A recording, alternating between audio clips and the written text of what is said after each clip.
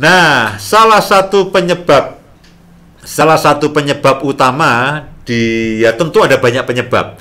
Ya, tapi penyebab utama dari kenapa ya cinta itu menjadi hambar, cinta itu menjadi layu, cinta itu menjadi tidak menyenangkan adalah karena adanya perubahan. Adanya perubahan. Ya.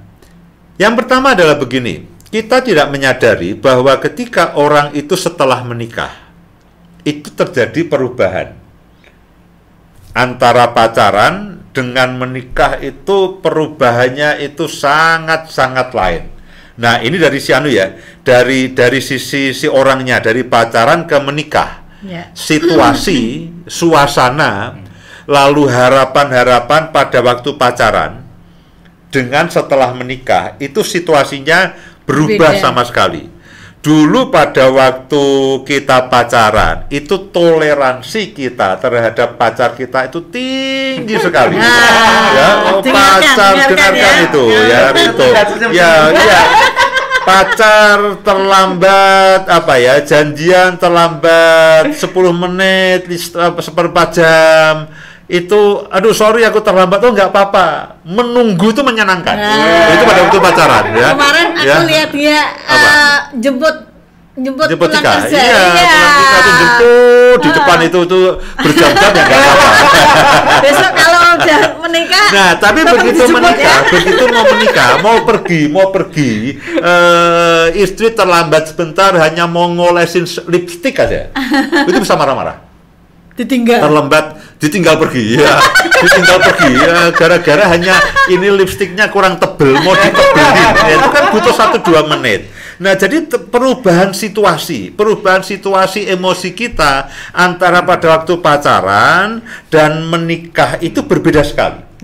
Pada waktu kita pacaran, toleransi kita itu tinggi. Setelah menikah, tuntutannya yang tinggi. Ya, pada waktu pacaran, apapun yang dilakukan oleh pacar kita itu menyenangkan sekali. Ya, pacarnya tanya, pakaiannya bagus nggak? Oh, bagus sekali, kamu cantik. Kamu cantik hari ini. Begitu sudah menikah, ini aku udah cantik. Alah, seperti kemarin. Pengalamannya. Banyak terus seperti kemarin. Jadi apa ya, perubahan ekspektasi, perubahan harapan orang menikah dengan orang pacaran itu beda sekali. Nah, ini acap kali tidak difahami dan tidak diantisipasi, dan biasanya tidak percaya kalau beritahu. Ya nanti ya, ini pacarmu yang namanya Rinto ini setelah menikah itu akan menjadi orang yang berbeda. Loh, itu belum tentu.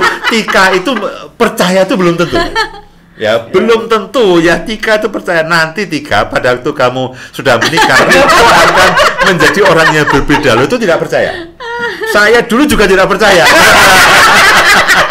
Saya juga tidak percaya. Wah, itu shock, saya kaget. Dulu ternyata ya dulu itu lemah lembut. Wah, setelah menikah sangar. Loh, itulah yang terjadi. Jadi situasi batin itu semua berbeda pada waktu orang pacaran dan menikah itu berbeda, dan acap kali lalu syok, loh kok begini? Kenapa dulu tidak ngomong? Ya tidak tahu. Kita tidak kadang-kadang begini ya, saya pun tidak berpikir bahwa nanti pada waktu saya menikah saya akan jadi laki-laki berbeda. Saya juga tidak berpikir, bukan dirahasiakan, nggak berpikir.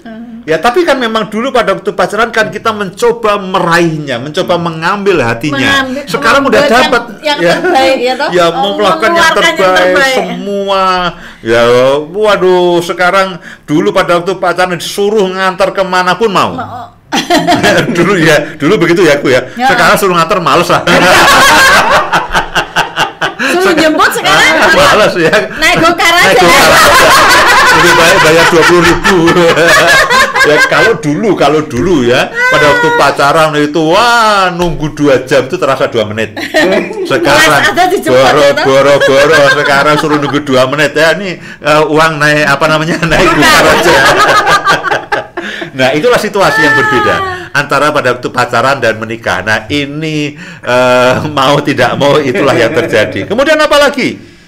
Munculnya berbagai sifat asli setelah orang itu menikah. Loh Pak, dulu saya tidak tahu bahwa dia itu ternyata kasar. Saya pikir dia itu halus, setelah menikah kok tiba-tiba dia menjadi kasar. Ya bukan tiba-tiba menjadi kasar. Pada waktu pacaran memang disimpan. Memang kasar. Memang kasar, hanya baik sama kamu, dengan temannya kasar. Tapi setelah menikah ya udah kasar semuanya. Jadi munculnya sifat-sifat yang pada waktu pacaran itu tersembunyi, disimpan. Karena dalam rangka mengambil hati. Loh, ini sudah hatinya udah dikantongi buat apa? Lalu kan tidak mudah merahasiakan. Akhirnya berbagai sifat asli akhirnya muncul. Kemudian apa lagi? Tantangan dan tekanan. Tantangan dan tekanan. Baik itu pekerjaan, kemudian ketika punya anak, ketika masalah keuangan muncul. Nah, itu akan memunculkan reaksi-reaksi, sikap-sikap yang berbeda, tiba-tiba muncul. Ya, tiba-tiba ternyata lu kok tidak sabaran. Lu kok emosional, dulu padahal baik. Nah, pada waktu itu kan belum ada tantangan. Belum ada tantangan punya anak, belum mikir masalah rumah, belum mikir masalah keuangan karena mungkin masih dapat dari orang tua dan sebagainya. Nah, ketika sudah menikah, masalah itu semua muncul. Nah, tiba-tiba lalu reaksinya berbeda. Dulu tidak pernah marah-marah karena uang ada. Sekarang harus cari sendiri dan tidak selalu ada. Lalu marah-marah, pulang rumah marah-marah dan sebagainya. Nah, banyak tantangan dan tekanan itu yang akhirnya memunculkan reaksi-reaksi atau sikap-sikap yang dulu tidak muncul, sekarang muncul. Nah, acap kali itulah yang bikin kaget. Lalu tiba-tiba istri begini, suami begini, dulu pada waktu pacaran dimasakin apapun bilang enak. Bilang enak. Sekarang dimasakin pas setelah menikah, masakan apa ini? Lu ini sama dengan pada waktu pacaran. Nah, dulu lain. Dulu aku menipu diri sendiri, sekarang aku jujur. Jadi kacau lah. Jadi akhirnya begitu. Nah, jadi memunculkan begitu hal yang berbeda. Kemudian apalagi persoalan. Kalau tadi tantangan ya, ini persoalan yang tidak pernah selesai dalam rumah tangga itu tidak pernah selesai. Ya, itu selalu akan muncul setiap hari. Nah, itu juga lalu reaksinya juga berbeda. Pada waktu pacaran belum ada tantangan, belum ada persoalan dan sebagainya. Setelah menikah semuanya muncul. Nah, kita kaget, lu kok berubah? Suamiku kok berubah? Tidak seperti yang aku kenal pada waktu aku pacaran. Orangnya sama, bukan berubah. Cuman pada waktu pacaran yang muncul mungkin 10%. Kebetulan yang baik. Toleransinya tinggi, sabar, rendah hati, murah hati, baik hati, tidak sombong. Nah, itu 10% yang baik dikeluarkan. Bisa menguasai emosi, lalu ngalah itu apa ya?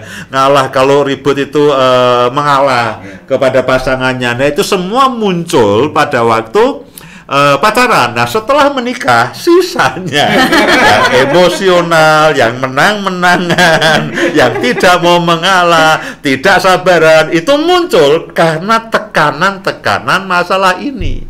Nah, kita pikir suami kita berubah. Tidak. Ya memang sebetulnya aslinya begitu, hanya munculnya itu belakangan. Munculnya itu belakangan. Nah, kita syok, kita tidak siap. Nah, perubahan itu memang membawa konsekuensi yang luar biasa. Ya, ketika kami saling menyadari bahwa kami ternyata punya sifat-sifat tersembunyi, itu betul-betul membuat suasana rumah tangga itu panas. Itu perasaan, lalu harapan, lalu tingkah laku, emosi jadi tidak terkendali, luar biasa. Itu tahun-tahun kami pernah mengalaminya ketika kami menyadari, loh kok kamu gak begini, loh kamu gak begini, loh kamu juga begini. Wah, itu perasaan lalu emosi dan kadang-kadang tidak jarang lalu yang merasa menyesal. Waduh, menyesal aku.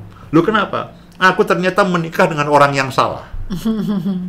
Karena apa? Ketika perubahan itu terjadi, kita tidak siap. Ya. Kita tidak siap. Nah, ketika perubahan itu terjadi, lalu kita ini salah satu yang paling terdampak adalah keintiman dan hubungan.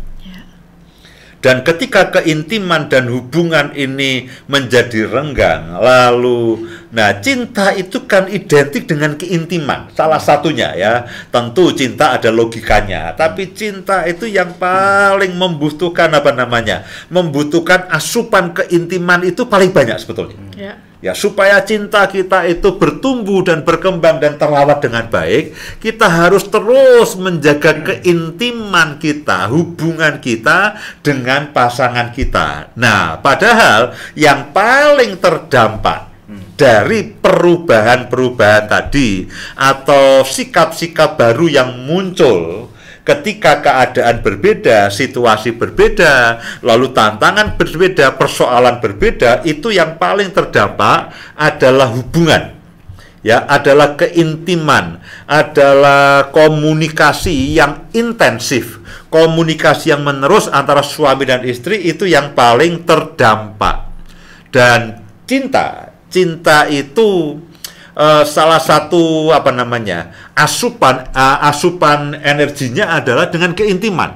Nah, kalau ini tidak ada, lalu kita ya sudah kita menjauh nih. Ya, wah, ini suamiku mulai kasar nih, aku menjauh, akhirnya menjadi dingin, menjadi suam. Ya, menjadi kering akan cinta itu. Dulu kita bisa ngobrol berjam-jam. Ya, dari matahari terbit sampai matahari hilang itu kita bisa ngobrol berjam-jam. Disuruh pulang nggak mau. Ya, tapi sekarang alih-alih ngobrol berjam-jam, didekati saja. Sebentar, aku baru sibuk.